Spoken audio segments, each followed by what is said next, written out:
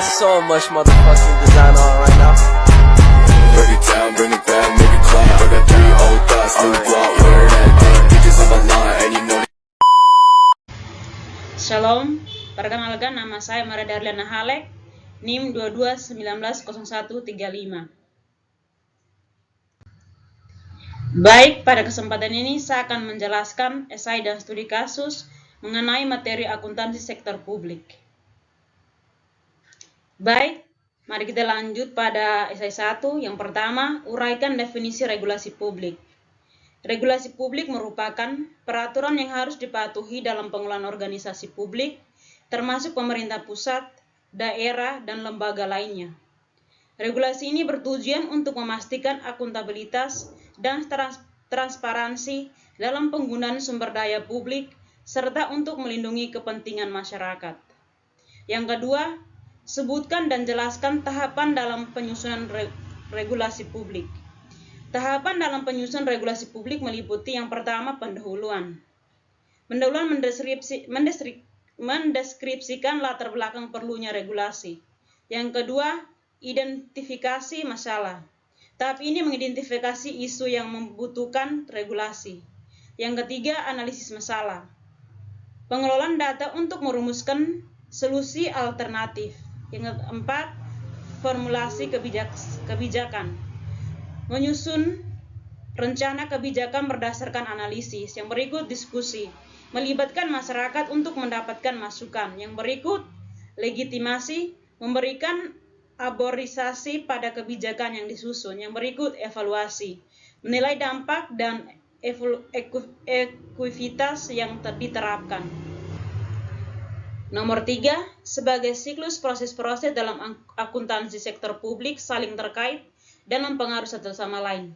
Berikan alasan dan contohnya. Proses dalam akuntansi sektor publik yang terkait dan mempengaruhi satu sama lain, karena setiap langkah mulai dari perencanaan anggaran hingga pelaporan membentuk siklus yang berkelanjutan. Misalnya perencanaan anggaran yang baik akan mempengaruhi pencatatan keuangan, sehingga laporan keuangan yang dihasilkan lebih akurat dan transparan. Nomor 4, sebutkan pihak-pihak yang terkait dalam tahapan perencanaan publik.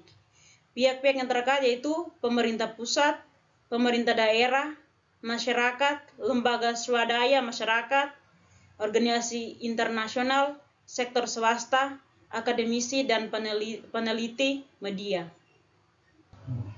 Nomor 5, berkisar pada apa sajakah rumusan permasalahan dalam masyarakat?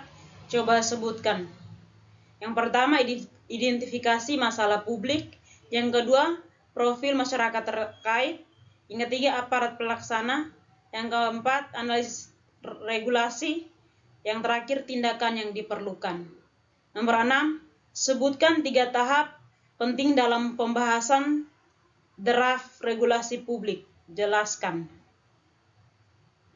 3 tahap penting yaitu pendahuluan, menjelaskan latar belakang dan tujuan penyusunan regulasi serta permasalahan yang ingin diatasi. Yang kedua, diskusi atau musyawarah, melibatkan forum diskusi untuk membahas materi regulasi, memastikan bahwa inspirasi masyarakat dan isu terkait terwakili. Yang berikut, pengesahan, tanpa diakhiri di mana draft regulasi disetujui dan ditanda tangan oleh pihak berwenang, diskusi dengan sosialisasi kepada masyarakat. Nomor 7, dalam tahap pengesahan dan pengundangan regulasi publik, mengapa tahap penyebarluasan atau sosialisasi regulasi publik harus dilakukan? Berikan penjelasan. Tahap penyebarluasan regulasi publik yang dilakukan untuk memastikan bahwa masyarakat mengetahui dan memahami hukum yang berlaku. Nomor 8, siapa perancang regulasi akuntansi sektor publik? Perancang regulasi akuntansi sektor publik di Indonesia melibatkan berbagai pihak termasuk pemerintah pusat dan daerah serta lembaga. Nomor 9, apakah yang dimaksud dengan judicial review? Judicial review adalah proses pengujian peraturan perundang-undangan oleh lembaga peradilan untuk memastikan kesesuaian yang dengan hukum yang lebih tinggi, seperti Undang-Undang Dasar. Nomor 10, kewajiban negara adalah berupa pelaksanaan tugas-tugas pemerintah sesuai dengan pembukaan Undang-Undang 1945, sebutkan kewajiban negara tersebut. Kewajiban negara tersebut yaitu menaati hukum, membela negara, menghormati hak asasi manusia, dan yang terakhir pertahankan dan keamanan. Baik, kita masuk pada studi kasus yang pertama. Banyak BUMN terjerat masalah keuangan.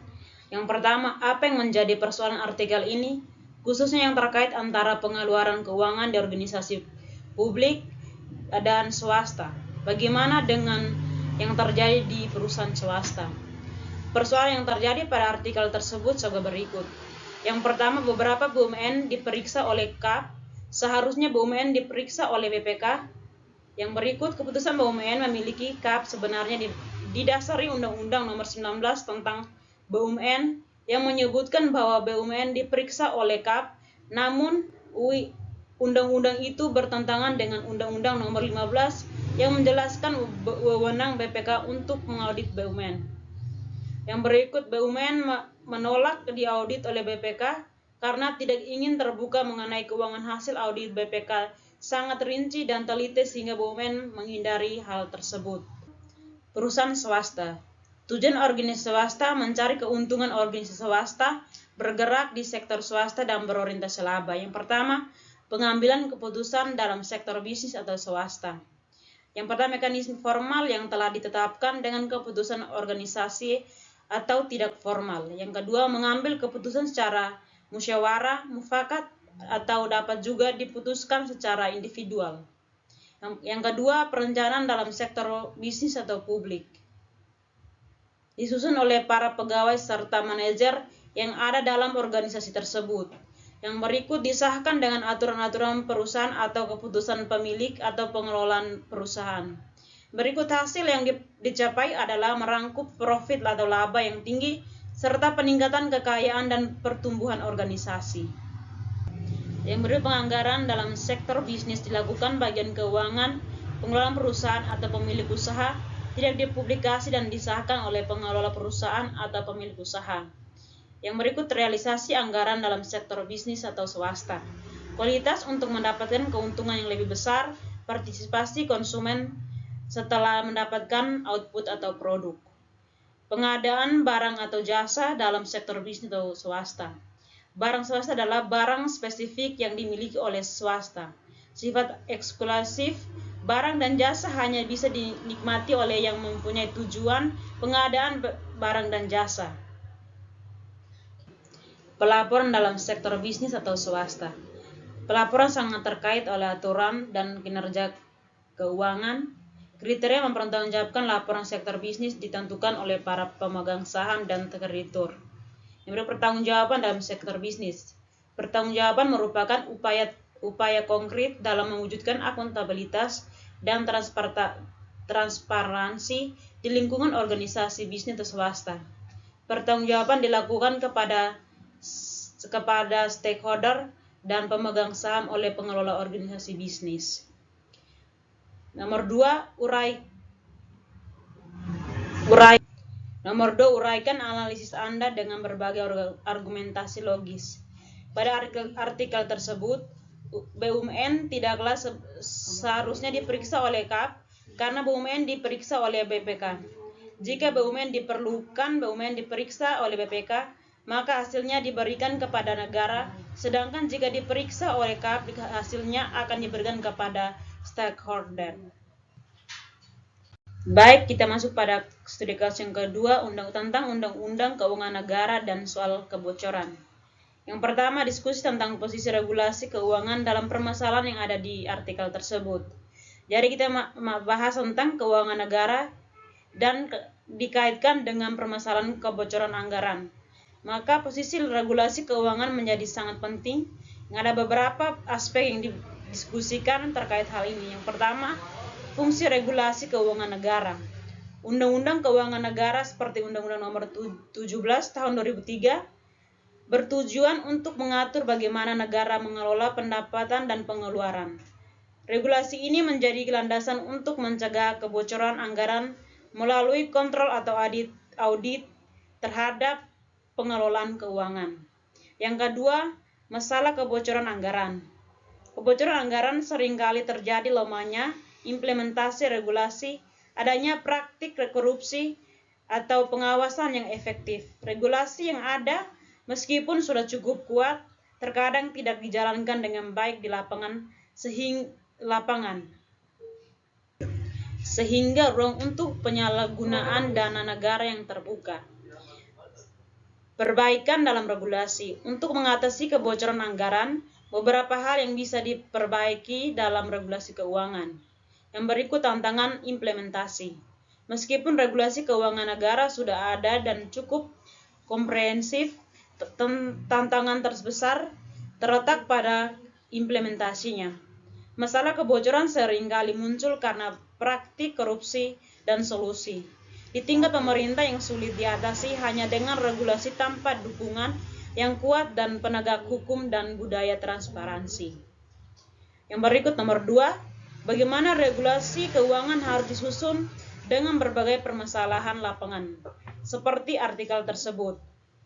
Regulasi keuangan harus disusun dengan mempertimbangkan permasalahan lapangan, termasuk kebocoran, efektif pengawasan, serta transparansi dan akuntabilitas.